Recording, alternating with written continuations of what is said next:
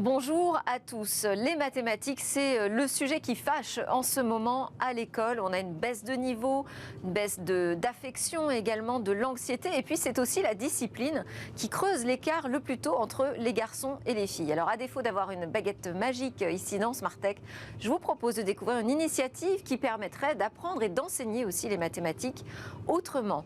Ensuite, plus largement, on va s'intéresser à l'école et la place qu'elle accorde au numérique. Comment aussi elle gère sa propre transformation alors que les Français ont un regard très sévère sur notre système scolaire.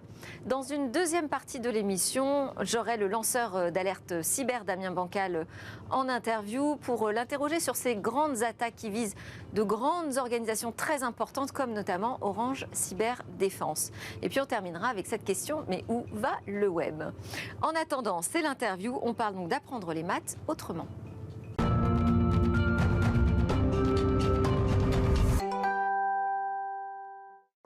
Sur le plateau de Smartech aujourd'hui, j'ai le grand plaisir de recevoir Marie-Christine Levet, présidente, cofondatrice d'EduCapital. Bonjour Marie-Christine. Bonjour Delphine. Je vous souhaite une bonne rentrée puisque vous êtes une spécialiste du domaine de l'éducation et également avec nous Hélène Azevedo. Vous êtes cofondatrice de Modco. Pareil, excellente rentrée à toutes les deux. On va discuter ensemble de cette école et de sa place, de la place qu'occupe aujourd'hui le numérique et peut-être de la place qu'il devrait occuper.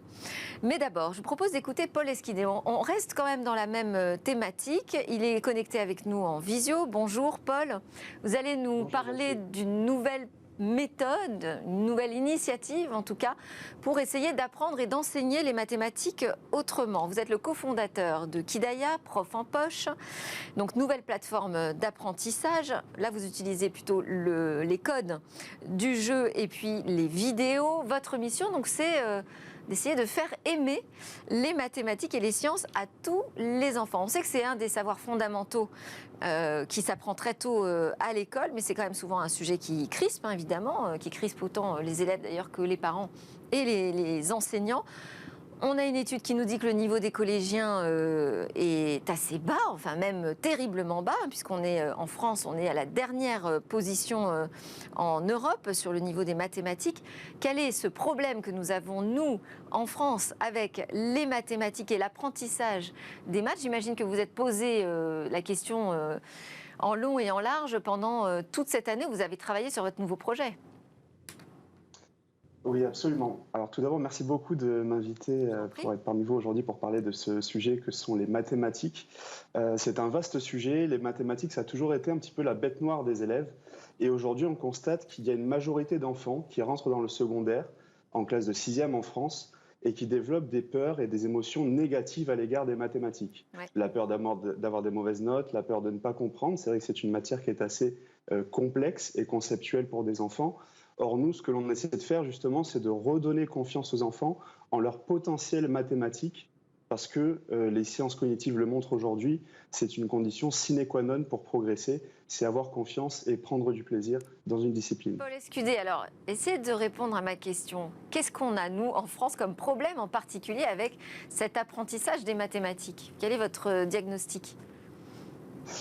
Le diagnostic, il y a sans doute des changements à mener. L'outil numérique a intégré assez rapidement à l'école primaire qui peut venir en appui de l'enseignant.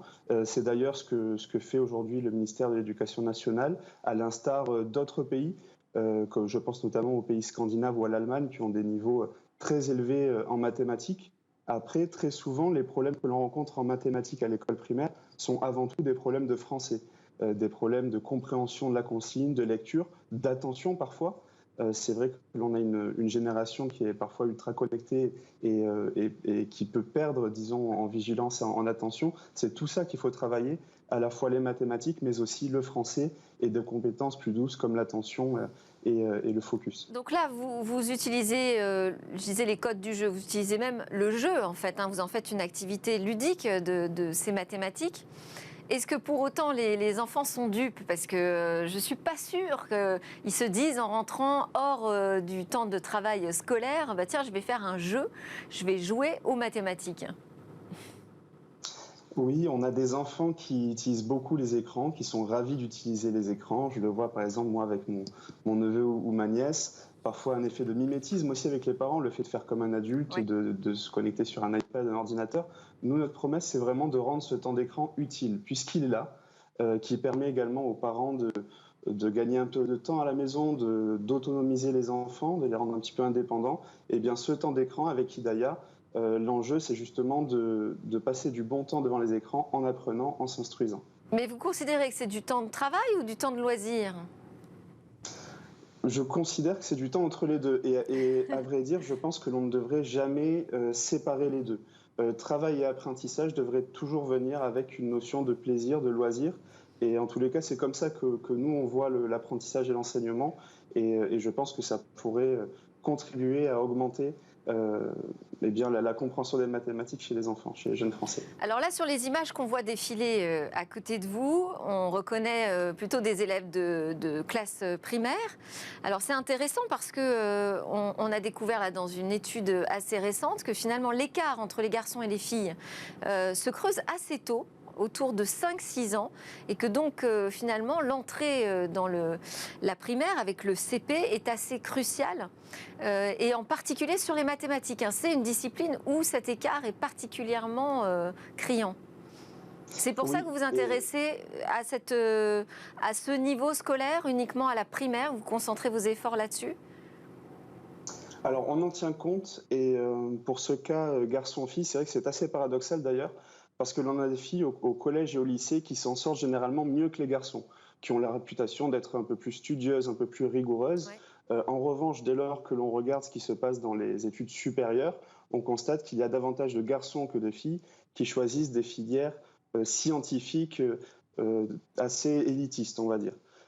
Et donc nous, ce qu'on essaie de faire effectivement à l'école primaire, c'est valable pour l'apprentissage avec les filles, c'est valable également pour tout type d'apprentissage et tout type d'élèves, avec, je pense notamment à des élèves à des besoins éducatifs particuliers. On est très vigilant à comment les usages sont faits, comment notre solution est comprise et apprivoisée par les élèves et par les enseignants évidemment également. Cet écart entre les sexes des 5-6 ans sur les mathématiques, c'est quand même assez troublant. Oui, il se creuse encore plus tout au long de la vie du collégien et du lycéen, puisqu'on a de moins en moins de filles qui choisissent les options scientifiques en première. Là, ça donne une petite clé peut-être pour travailler plus précisément, si ça se joue aussitôt. On ne sait pas exactement pourquoi, pour quelles raisons, mais ça veut dire qu'on sait là où il faut accélérer notre attention. Totalement. À titre d'exemple et une anecdote, donc dans les cours d'algorithmie ou de programmation, on voit beaucoup, essentiellement des classes d'enfants, enfin de petits garçons, et très peu de petites filles pour apprendre l'algorithme, pour apprendre la robotique, alors que ce sont des sujets qui peuvent aussi bien les intéresser. Et c'est vrai que ces sociétés ou ces tech de formation qui accompagnent ces enfants commencent à tourner, utiliser des jeux autour des sujets qui les intéressent un peu plus, par exemple les licornes, pour rester dans ces sujets un peu roses, pardon. Les licornes pour les petites filles, c'est ça, mais exactement. Pas les licornes encore qui font des millions ou des milliards de valorisation. Comment est-ce qu'on fait justement pour intéresser davantage les enfants aux mathématiques? Est-ce que c'est par le jeu vidéo, simplement en transformant des problèmes en jeux vidéo? Est-ce que votre travail va un peu plus loin que ça? Alors, le jeu fait partie intégrante du processus d'apprentissage. D'ailleurs, le mode d'apprentissage naturel chez la plupart des animaux, c'est le jeu. Ça permet de mémoriser, d'amener l'apprentissage dans la mémoire à long terme.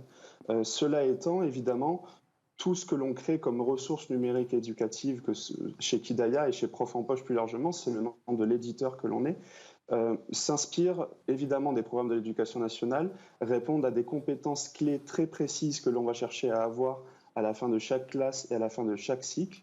Et en l'occurrence, pour Hidaya, tous nos programmes et toutes nos ressources ont été co-créés avec des centaines d'enseignants partout en France. Et c'est, je pense, le gage principal de qualité. Alors oui, justement, donc vous avez gagné un partenariat avec l'éducation nationale. Donc ça veut dire que votre solution, elle est promue par le système scolaire. En tout cas, elle est adoptée. Elle a son agrément. Est-ce que ça veut dire que ça va bouger? Il va se passer des choses là très concrètement dans les classes? Qu'est-ce que ça va changer? Oui, on considère aujourd'hui que l'intelligence artificielle peut être un superbe appui pour l'enseignant. L'intelligence artificielle permet de donner des recommandations et des choix, d'aider l'enseignant dans ses choix de différenciation et permet également de faire du cas par cas avec les élèves, ce qui n'est pas toujours évident dans une classe de 27.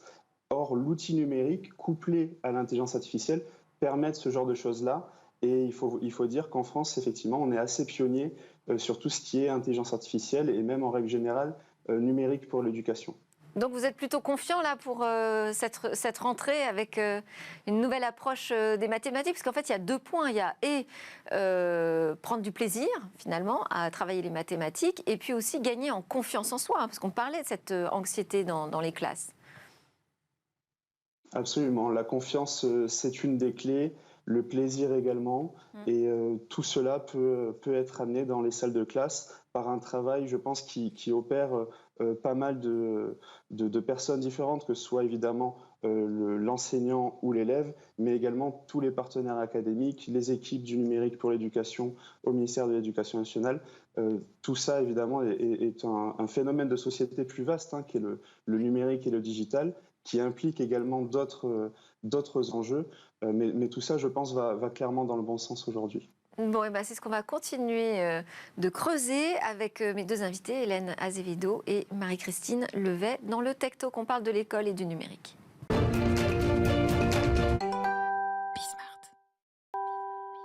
Alors, l'école, quelle place occupe le numérique aujourd'hui et quelle place devrait-il occuper plus rapidement dans les apprentissages, avec aussi les garde-fous, évidemment, à mettre en place. Pour en parler, Marie-Christine Levet, présidente et cofondatrice d'EduCapital. Rebonjour Marie-Christine. EduCapital, premier et plus grand fonds d'investissement européen dédié à l'éducation et au travail. Le premier fonds a été créé en 2017 et là vous avez lancé un second fonds, un deuxième, parce qu'il y en aura peut-être 3, un deuxième, en 2022 et vous visez les 150 millions d'euros, c'est ça, d'ici la fin de l'année? Voilà, tout à fait. On a annoncé un premier closing du fonds à 100 millions et on vise 150 millions, ce qui fera de nous le plus gros fonds européen dédié à l'EdTech et à ce qu'on appelle le Future of Work. C'est comment les entreprises finalement travaillent, forment leurs collaborateurs. Sur cette question aussi de la formation continue tout au long de sa vie. Continue. Avec vous, Hélène Azevedo, bonjour, rebonjour. Vous avez publié une thèse professionnelle intitulée « L'impact des technologies dans le rôle de l'enseignant ».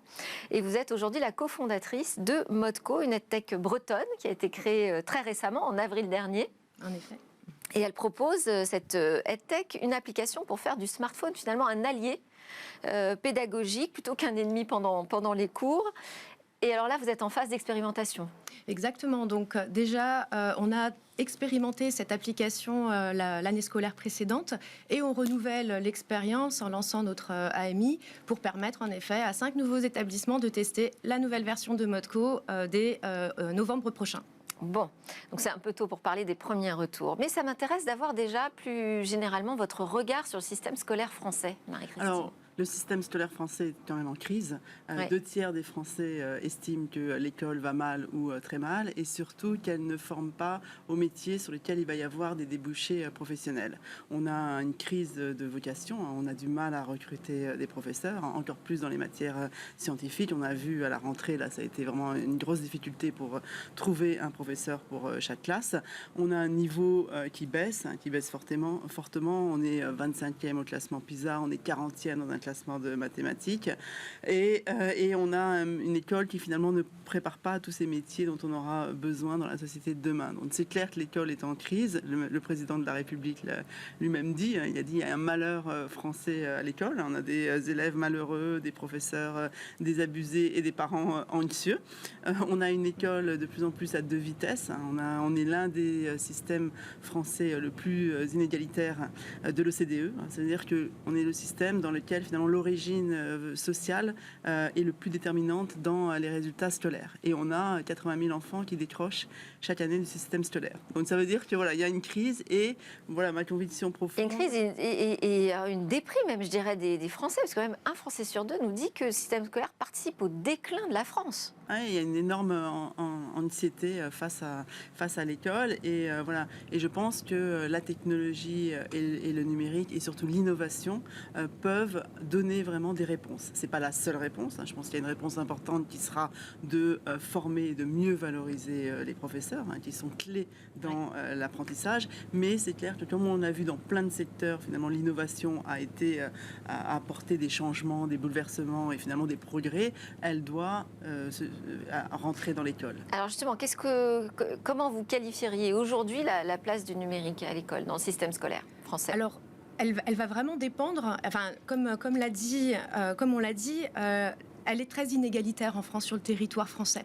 Et c'est dû à plusieurs choses. Tout d'abord, certes, l'équipement, il n'est pas égalitaire sur tout le pays. Et ça vient d'une chose, c'est tout simplement parce que l'éducation, elle est du ressort à la fois de l'éducation nationale de l'État, mais également des régions ou des départements ou des mairies en fonction de l'école dont on parle, collège, lycée ou bien enseignement primaire et maternel.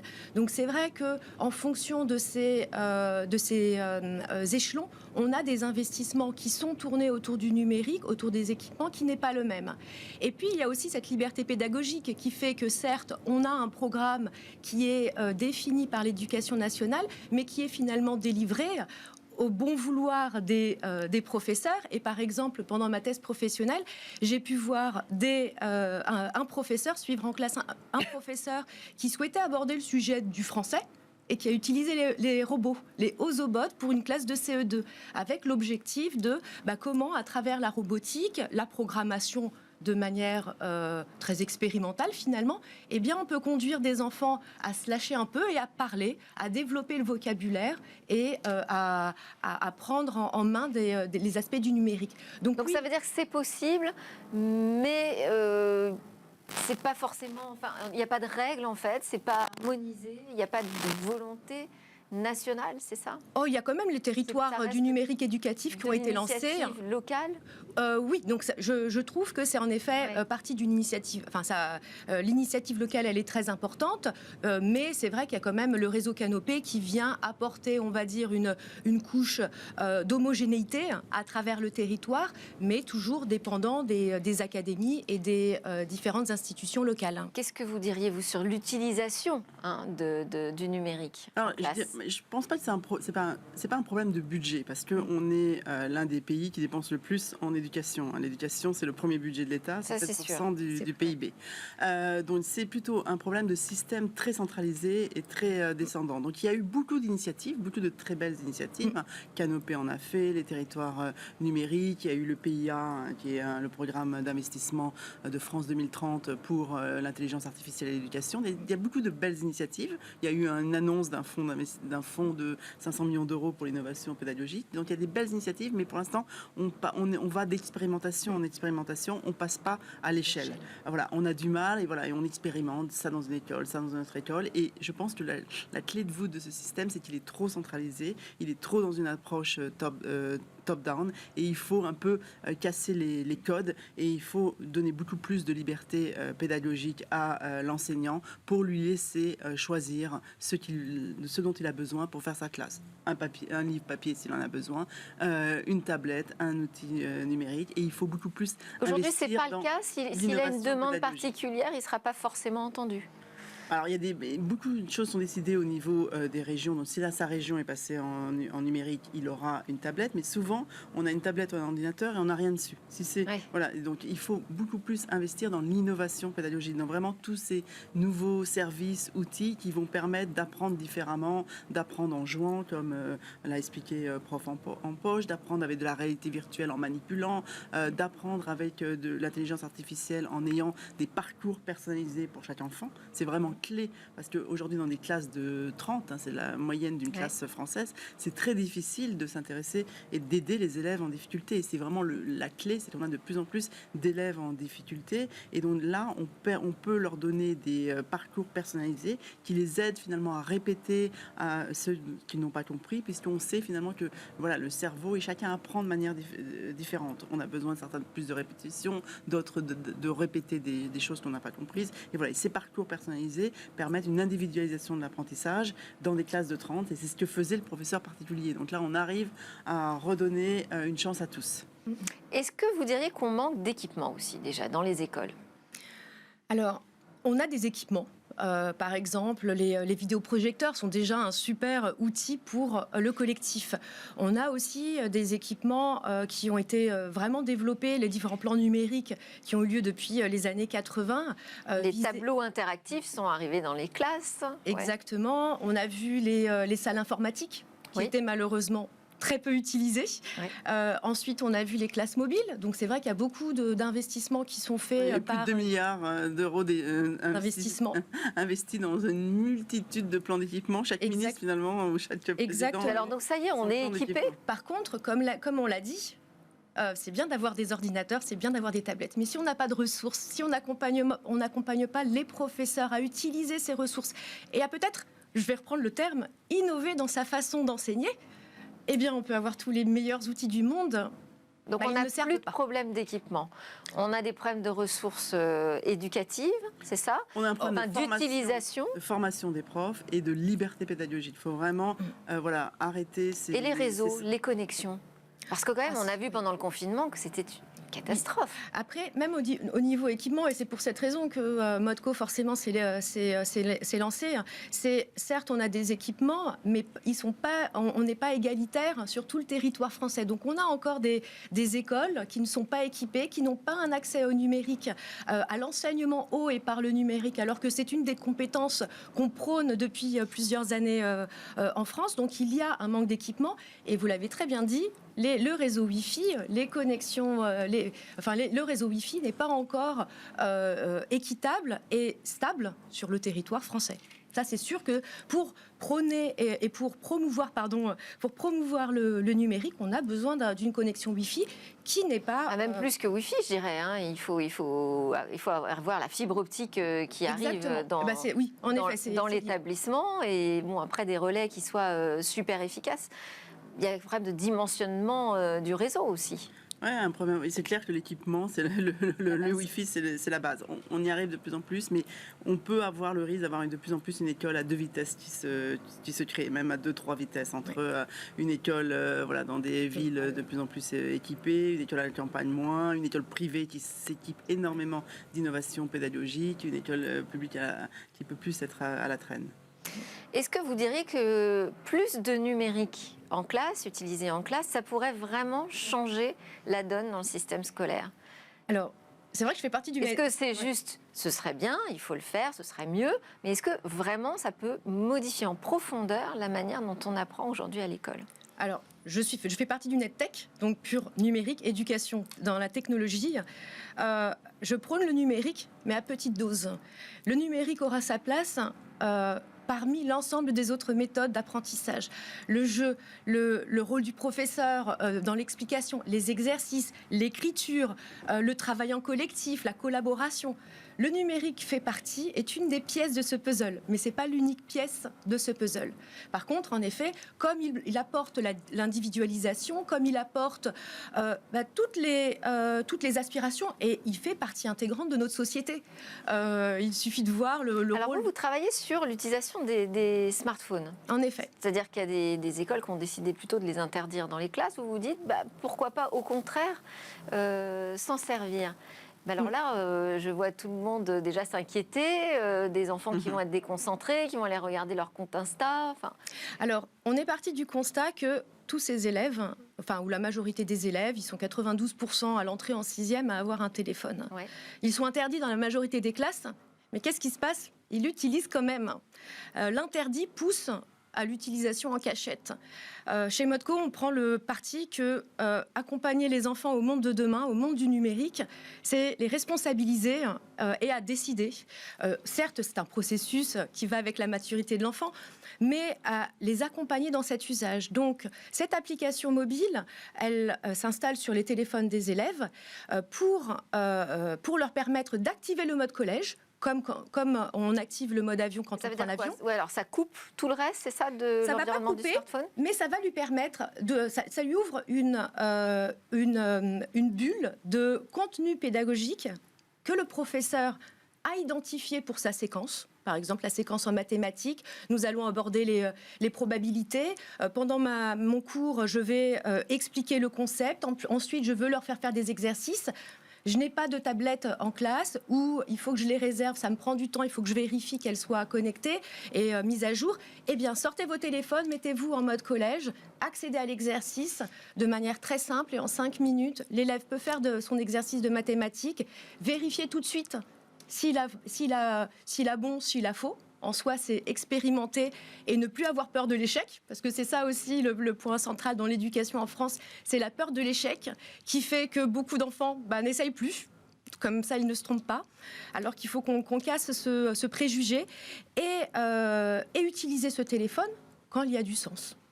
Mais justement, vous dites aussi attention à pas croire au tout numérique, parce que ça peut faire peur aussi de voir des classes où on a des enfants finalement qui sont pas devant le tableau, mais qui sont derrière un écran toute la journée. Oui, alors de toute manière, le tout numérique, je pense que c'est un faux débat, puisque il faut vraiment laisser au professeur le choix d'utiliser l'outil dont il a besoin. Le numérique, ce n'est qu'un outil, ce n'est qu'un service pour le professeur. Et le professeur peut faire sa classe, l'interrompre, utiliser à un moment donné une ressource numérique. Le numérique, dans toute notre vie quotidienne, finalement, il nous aide à réserver plus vite un billet d'avion, à réserver un taxi. Ça doit être pareil à l'école, on l'utilise quand on en a besoin. Et c'est vrai que le prof est clé, mais il y a des matières... Ça permet aussi d'apprendre à utiliser le numérique. D'apprendre à utiliser, parce que c'est pas parce que les élèves sont sur TikTok qu'ils savent utiliser du numérique ou qu'ils comprennent les algorithmes, les dangers des algorithmes. Et là, le numérique, c'est vraiment un outil au service du professeur. Et il y a des matières sur lesquelles vraiment l'innovation pédagogique peut apporter. On l'a vu sur les maths, en jouant, sur les langues. On est très très mauvais en langue étrangère. Les langues avec de la vidéo, avec du son, des podcasts, on peut vraiment progresser. Voilà. Après, que le prof de français utilise toujours son livre papier pour expliquer les vieux textes, voilà, on va pas changer les choses. Donc voilà, c'est vraiment, il faut casser cette espèce de... Sur les langues, il y a énormément d'applications très ludiques. On peut rentrer des mots de vocabulaire, se créer des quiz automatiques. Ça, c'est vrai que ce sont des outils presque que les enfants utilisent chez eux, sans le dire à l'école finalement. Mais alors, ça, c'est parce que vous avez parlé du budget, Marie-Christine Levet, en disant bon, il y a déjà d'énormes moyens mis en place, on a déjà beaucoup de plans sur l'équipement des classes. Ça coûterait combien de réussir la véritable transformation numérique dont vous nous parlez là ? Par l'usage. Je ne suis pas sûre que ça coûterait plus, mais c'est à un moment donné de dire, voilà, on a un budget aujourd'hui à peu près de 20 € par livre par enfant. Ouais. On a en général 7 livres par enfant par classe. À un moment donné, c'est de se dire, voilà, si ces livres ne sont pas utilisés, finalement, ce n'est pas la peine de dépenser ce budget. Voilà, c'est de dire, moi je pense qu'il faut à un moment donné rentrer dans beaucoup plus d'autonomie des établissements et des équipes enseignantes et qu'elles aient un budget et choisir finalement ce dont elles ont besoin. Et je ne suis pas sûre que, in fine, ça coûterait plus cher que le budget de l'éducation nationale aujourd'hui. Et pareil, il faut aussi une partie de ce budget soit donnée à la formation des profs. Parce que la formation des profs, ça a beaucoup été le maillon faible. Et on l'a vu pendant les périodes... Et dans les tech que vous accompagnez, vous envoyez des projets sur justement la formation des enseignants ? Pas énormément. Ouais. C'est le rôle de Canopé, Canopé qui est un institut parapublic. Donc c'est le rôle de Canopé de faire la formation des profs. On n'a pas vu beaucoup d'outils pour la formation des profs. Dans votre démarche, vous intégrez, j'imagine, les enseignants. Oui, totalement. On est parti en fait. Et quelles sont les réactions là, parce que vous êtes au tout début de l'expérimentation. Alors on a expérimenté déjà l'année dernière. Okay. Et pour information, nous on est parti. Certes, on s'est rapproché du ministère pour casser un petit peu cette loi ou mieux comprendre cette loi de 2018 qui interdit, comme vous l'avez dit, le téléphone, mais qui l'autorise à des fins pédagogiques ou pour les enfants à des besoins particuliers.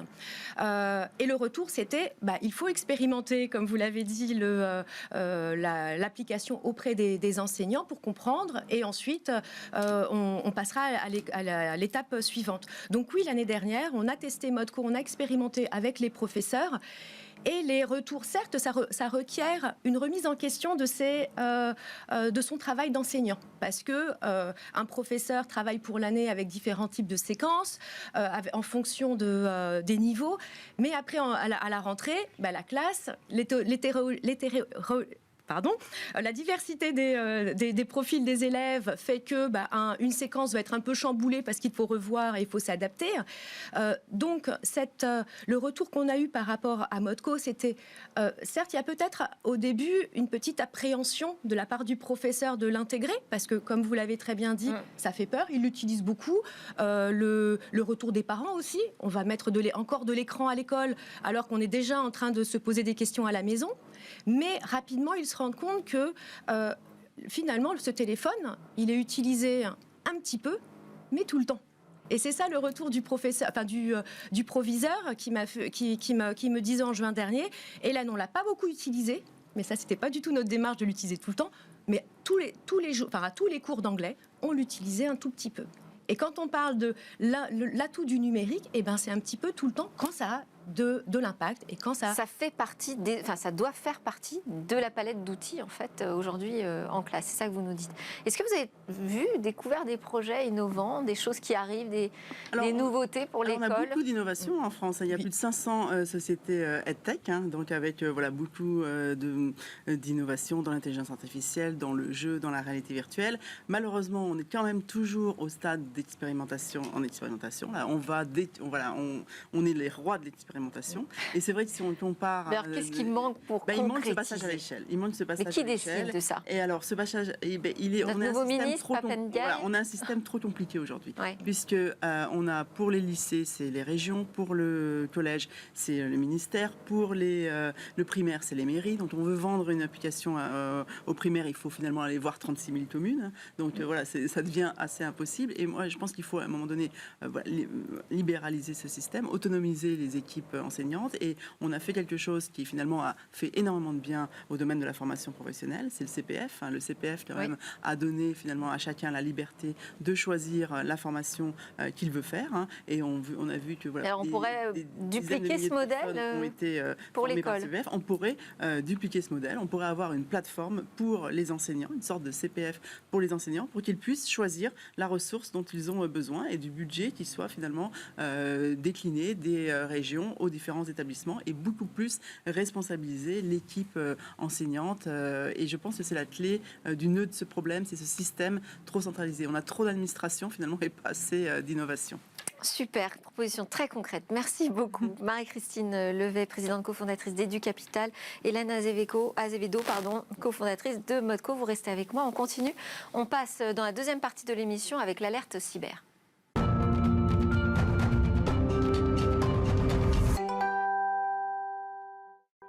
Vous êtes de retour sur le plateau de Smartech, votre quotidienne sur l'innovation et la société numérique. Je suis en compagnie aujourd'hui pour cette deuxième partie. Toujours restez avec moi, Hélène Azevedo, qui est la cofondatrice de ModeCo, et Marie-Christine Levet, la présidente cofondatrice d'EduCapital. Et nous avons donc rendez-vous avec un lanceur d'alerte cyber, Damien Bancal, spécialiste en cyberdéfense, fondateur de Zatas.com. Bonjour Damien. Bonjour. Alors, on le sait, tous les deux, mais pas que d'ailleurs, que ces fuites de données concernent tout le monde, toutes les organisations, quelle que soit leur taille et même leur importance. On a eu pas mal encore de victimes majeures cet été. Déjà, première question, on est à peu près un mois après l'attaque de l'hôpital Corbeil-Essonnes, sud de l'Île-de-France. Qu'est-ce qu'on sait aujourd'hui de ce piratage ? Alors effectivement, hein, Delphine, ça fait un mois maintenant que cet hôpital est clairement dans les griffes de pirates informatiques. Mon blog, il y a 3 semaines, avait révélé le nom des pirates informatiques. En fait, c'est tout simple, je suis allé les contacter et je leur ai demandé est-ce que c'était eux qui avaient pris en otage ce centre hospitalier français. C'était donc bien effectivement le groupe Logbit, qui est malheureusement le numéro 1 de cette ambiance malveillante sur les internets. Hein. On est quand même à plus de 1200 victimes de par le monde, une cinquantaine de Françaises, dont ce centre hospitalier. Le plus terrible dans cette histoire, c'est qu'il y a maintenant 48 heures, ils ont décidé de faire leur phase 2, de mettre en place leur phase 2 de rançonnage. Ils ont clairement dit, ben voilà, vous n'avez pas souhaité nous payer les 10 millions de dollars que nous avons réclamés. Eh bien aujourd'hui, on vous en réclame juste 1 million au risque de diffuser l'intégralité des informations qu'on vous a volées. Ce qui est terrible, c'est qu'ils ont commencé à diffuser des petits échantillons, voilà, sur les internets et sur leurs blogs. Hein. Ils ont une quarantaine de blogs répartis un peu partout sur la planète, donc compliqué en plus, non seulement à remonter, mais à faire taire.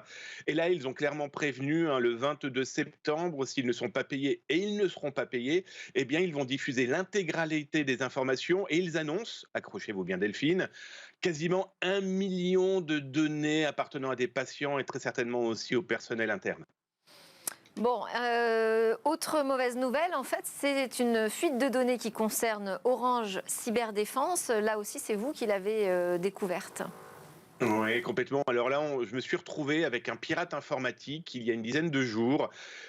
Faisait son vantard, hein, clairement, vantait un produit qu'il proposait en échantillon gratuit, qui était une base de données comprenant un peu plus de 1500 clients d'Orange Cyberdéfense avec des noms, des prénoms, des adresses, des numéros de téléphone et les produits acquis chez ce professionnel de la cybersécurité. Alors, ce pirate informatique est très étonnant. Pourquoi ? Parce que d'abord, sa méthode est, voilà, j'ai volé ça, qui le souhaite peut le télécharger.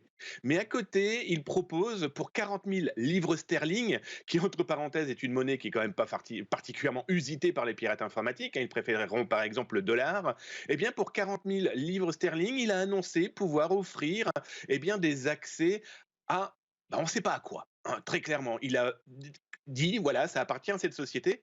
Et depuis, ce monsieur, qui se faisait appeler Monsieur Croissant, a totalement disparu de la circulation web. Alors pour moi, soit c'est quelqu'un qui a trouvé une clé USB quelque part dans un commerce ou dans un restaurant ou par terre avec des informations sensibles. Et ça, on a pu connaître, hein, ce genre d'éléments sur des salons informatiques, par exemple, où on avait l'intégralité des clients. Donc, est-ce que c'est cette méthode-là ? Était-il un interne, un stagiaire, un ancien employé, ou était-il véritablement un pirate informatique comme il l'annonce ? Bon, je vais être très honnête avec vous, vu ses capacités à expliquer ce qu'il avait en main, je pense malheureusement plutôt à l'opportunité qui a fait le larron de cette personne qui s'est dit tiens, j'ai une donnée, je vais tenter de la vendre. Et vous n'avez pas vu quel était le contenu de ces données qu'il souhaite monnayer ? Alors Delphine, vous me connaissez malheureusement trop bien et vous savez que bien sûr, j'ai vu certains éléments. Les éléments que j'ai pu voir m'ont clairement fait dire que c'était malheureusement très vrai. Pour la simple et bonne raison, c'est que je suis dans cette base de données pour l'une des sociétés pour qui je travaille. Donc là, je vais être très honnête avec vous, c'était compliqué de dire que cette base de données était fausse. Maintenant, pour le reste, ça peut être de la vantardise, ça peut être clairement ce qu'on appelle chez les pirates informatiques du scam. Hein. Il a essayé de piéger peut-être aussi d'autres pirates informatiques. Toujours est-il qu'il a totalement quitté ce forum, on ne le voit plus du tout en parler, on ne le voit plus ailleurs. Voilà. Petit détail, il se fait appeler Monsieur Croissant et en cybersécurité, dans les entreprises, croissanter quelqu'un, il a oublié de fermer son ordinateur et le lendemain, il doit ramener des petits pains au chocolat et des croissants. Y a-t-il un rapport ? J'en sais rien, mais moi, ça m'a drôlement intrigué. Bon, alors quand on parle quand même d'Orange Cyberdéfense, on se dit qu'ils savent de quoi il en retourne en matière de cybersécurité. Qu'est-ce qu'on peut faire pour mieux se barricader contre ces fuites de données, Damien ? Clairement, hein, Orange Cyberdéfense, par exemple, a très vite prévenu ses clients, a très vite envoyé des mails pour dire voilà, on a tout pris en main. Bon, Zataz avait vu la fuite, pas eux. Donc ça, c'est ma petite vantardise à moi. Mais plus sérieusement, aujourd'hui, pour se protéger de ce genre de choses, c'est clairement former ses personnels. C'est aussi éviter d'avoir des fichiers qui peuvent traîner à droite, à gauche, parce que dans ce cas-là, par exemple, mais dans beaucoup d'autres cas que je peux rencontrer, eh bien, ce sont souvent des fichiers qui sont sur des ordinateurs dont il n'y a pas de mot de passe, dont on n'a pas laissé un blocage comme un chiffrement, où tout le monde peut potentiellement y avoir accès. Aussi, très important, rester humble face aux pirates informatiques. Je prends l'exemple de toutes ces sociétés qui se font rançonner. Négocier avec des pirates informatiques est une très mauvaise idée. Pourquoi? Parce que ça va les exciter encore plus. Leur promettre de l'argent en disant on va baisser le prix. Allez, Damien, on va pouvoir discuter. Et surtout l'assurance. Damien, oui, parce que Damien, ça c'est un vrai sujet, hein, la question de la négociation avec ceux qui réclament des rançons, mais on en fera tout un sujet dans Smart Tech, je vous le promets. Merci beaucoup Damien Bancal, spécialiste cyberdéfense, fondateur de Zatas.com pour vos alertes cyber dans Smart Tech. À suivre, où va le web?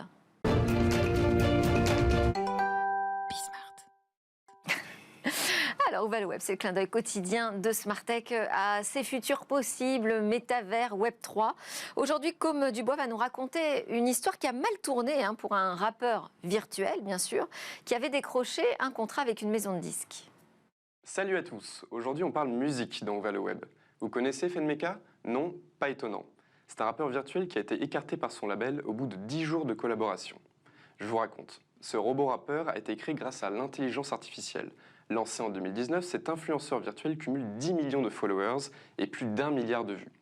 Plusieurs de ses tracks, dont un récemment en collaboration avec l'influenceur Fortnite Clicks et le rappeur d'Atlanta Guna, ont connu un grand succès.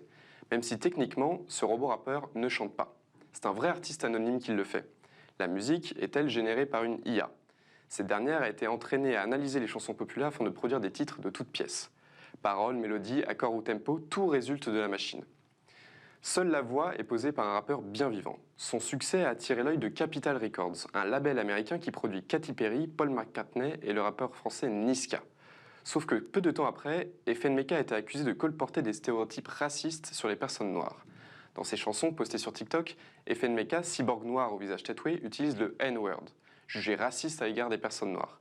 Un clip de l'artiste montre aussi le robot se faire matraquer par l'avatar d'un policier blanc. Une image jugée insultante alors que le pays a connu ces dernières années plusieurs épisodes de violences policières à l'égard des citoyens afro-américains. Le groupe d'activistes américains Industry Blackout a alerté la maison de disques de l'artiste et Capitol Records a présenté ses excuses dans un communiqué et a immédiatement mis un terme à la collaboration avec le robot. Le compte TikTok de FNMK et ses titres restent cependant encore accessibles pour tous, mais l'affaire pourrait pourtant ne pas en rester là. Le rappeur Kyle The Hooligan, qui revendique être la voix du rappeur, vient de sortir du silence pour expliquer qu'il se désolidarise de l'artiste et accuse les créateurs de FNMK de ne jamais l'avoir concerté ni même rémunéré pour son travail. Le monde de la musique virtuelle a encore beaucoup de progrès à faire. C'était Smart Tech, merci à tous de nous suivre. Merci à mes invités Marie-Christine Leved du Capital et Hélène Azevedo de Modco. On se retrouve évidemment dès demain pour une nouvelle discussion sur la tech.